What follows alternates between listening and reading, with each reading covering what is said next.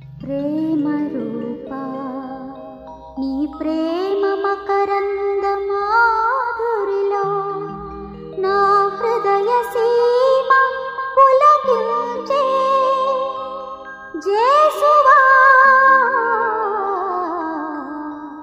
నీ గీతం నే పాడనా. ఈ బుధవారం తర్వాత వచ్చే శుక్రవారం నాడు నేను ఓఎన్ఎఫ్ హాస్పిటల్కి టూరిస్ట్ వెళ్ళినప్పుడు ఆ పీఠం ముందు, అక్కడ హాస్పిటల్ పీఠం ముందు ఒక ప్రక్క ఎండిపోయినటువంటి చెట్టు, 4 గుండలు రాళ్ళు తపస్కాలానికి చిహ్నంగా పెట్టాను. ఇక్కడ స్టార్ట్ చేసి అక్కడి నుంచి చిన్నగా ఇటుపక్క కార్నర్లో ఒక శిలువ పెట్టి, శిలువకు వైట్ క్లాత్ వేసి ఉంచుకున్నాను. పూజ అంతా అయిపోయిన దాంట్లో చెప్పారు, ఇక్కడ శ్రమలు ప్రారంభమైతే ఇక్కడ విజయముతో ముగించారు. ఈ యొక్క జూబిలీ సంవత్సరంలో మన నిరీక్షణ నిరాశపరచదు. ఇక్కడ కష్టాలు అనుభవించిన క్రీస్తుతో లేస్తాము అని ఆ రోజు సిస్టర్ గారికి కూడా చెప్పారు. ఈరోజు కూడా అటువంటిదే. మార్చ్ 25 నుంచి డిసెంబర్ 25 వరకు ఎన్ని నెలలు? 9 నెలలు. ఆ రోజు మనం ఏం పండుగ జరుపుకుంటాం? డిసెంబర్ 25న క్రిస్మస్. క్రీస్తు ప్రభు జన్మిస్తాడు, లోకరక్షకుడు జన్మిస్తాడు అనే మాట ఈ రోజుతో ప్రారంభమైంది. అదే ఈ రోజు మొదలు పట్టుకుంటే విన్నాం, కన్యక గర్భము ధరిస్తుంది అని. ఈ యొక్క తపస్సు కాలంలో ఈ యొక్క పండుగను 2వ వారం సోమవారం చేసుకుంటాం.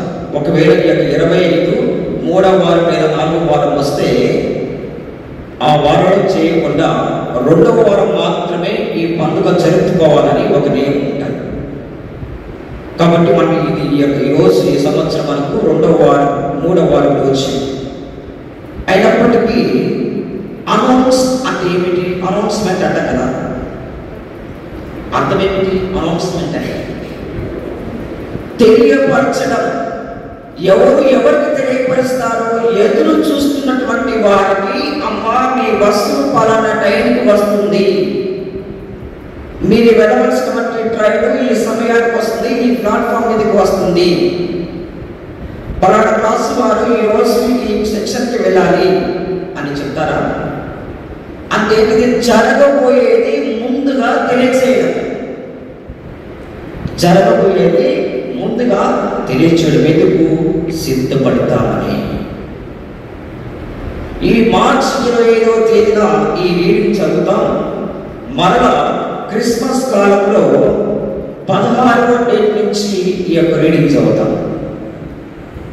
అంటే క్రిస్మస్ దగ్గరలో ఉంటాం కాబట్టి చదువుతాం. మరి ఈ రోజు ఈ యొక్క పండుగ ప్రత్యేకత ఏమిటంటే, శ్రమల కాలంలో నడి మధ్యలో ఉన్నాము, కష్టాలలో మనం దూకి ఉన్నాము, సముద్రంలో ఈతాడడానికి మనం మునుగుతూ ఉన్నాం. అటువంటి వారికి ఒక అనౌన్స్మెంట్ ఏమిటి? మీ ప్రయాణము ఆపకండి. ఏదైనప్పటికీ మీరు నిర్ణయించుకున్నటువంటి ప్రయాణాన్ని, ఆలోచనలు దేనిని మార్చుకోకండి, ముందుకు వెళ్ళండి. అది నీకు మంచి చేసినా చెడు చేసినా వెనుకంజ వేయకండి. అదే ఈ తపస్సు కాలం, అదే ఈ పండుగ పరమార్థం. భయపడకండి. నిందలు అవమానాలు వస్తాయని భయపడకండి. నీ సిలువ నీ భుజం మీద ఉండాలి, నీ చూపు నా మీద ఉండాలి, నీ యొక్క చెవులు నా మాట మాత్రమే వినిపించాలి. అది తప్ప ఇక ఏదైనా నీ యొక్క హృదయంలోనికి నీ యొక్క చెవుల్లోకి వెళ్ళాయా కింద పడిపోతావు. మధ్యలో ఉన్నాం. అటు ముందుకే వెళ్ళాలి, కానీ ఎన్నికి వెళ్ళావనుకో ఇన్ని రోజులు కష్టపడి అంతా కూడా ఊడతాగిపోతుంది. దిగవాలి. తపస్కారం ఏ బుద్ధి పెట్టుకున్నాం?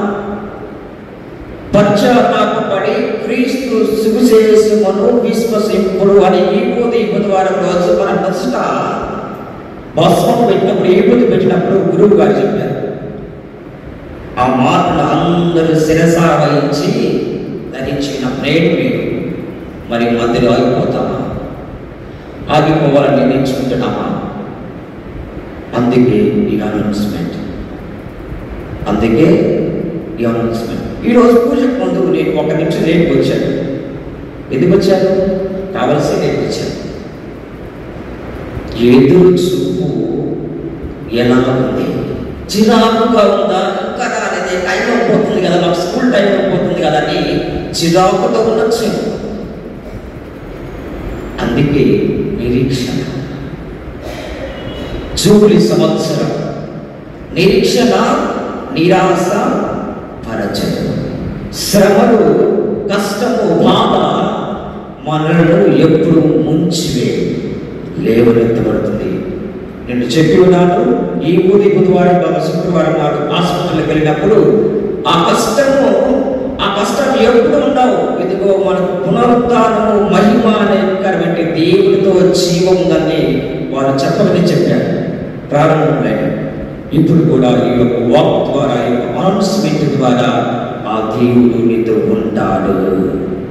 దైవ ప్రణాళిక వెనుకడుగు వేయమంటున్నాడు.